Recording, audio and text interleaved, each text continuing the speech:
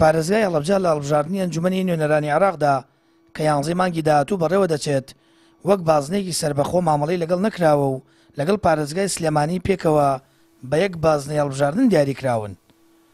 سەرۆکی لیستی کۆمەڵی دادگەری لە بازنەی سلێمانی دەڵێت ئەوە کەم تەرخەمی سیاسەتی دەسەڵاتی کوردیە بەرامبەر ئەم شارە. کۆمەڵی دادگەری کوردستان ئەگەر پارێزگای دەبوو بازنەی هەڵبژاردننی خۆیە بێ، یانەوە پێم وایە بێبەشکردنە چۆکاتە نوێنەری خۆیە بێ لەوێ، ینی تۆ ئێستا تۆ کەچتەوێ ینی بەشێکە هەڵەبجەیە خۆ دەزانی پشدەر و بتوێنەیە بۆ چەمچەماڵەیە واڵە سلێمانیە ئەمە بێژێک کەم تەرخەمی یەکێتی پاچکە هەکێتی پارتی بە لە حکوومەتی سوودانیا هەن ئەو بڕیارەکان بۆ کۆمیسیۆنە نێرێ.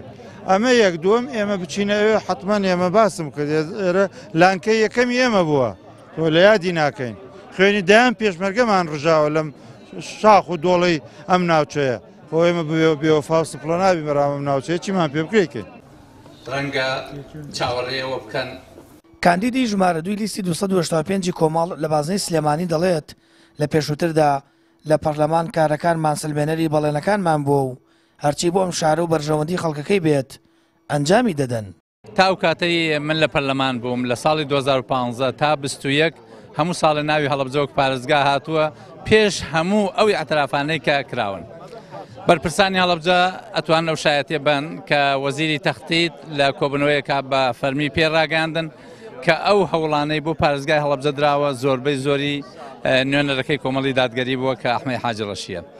بۆیە گەڕانەوەمان بۆ پەرلەمان لەسەر لیستی کۆمەڵی دادگەری پشتیوان بخوا ئەوەی پێمان بکرێت بۆ هەڵەبجە و بۆ هەڵەبجەیەکان یەکەین ئینشاءڵڵا.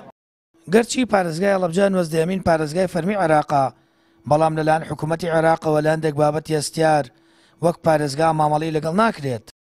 ئەوەش بۆتە جێگەی نیگەرانی خەڵکی شارەکە و بە کەم تەرخەمی نوێنەرانی کوردی دەزانن لە بەغداد.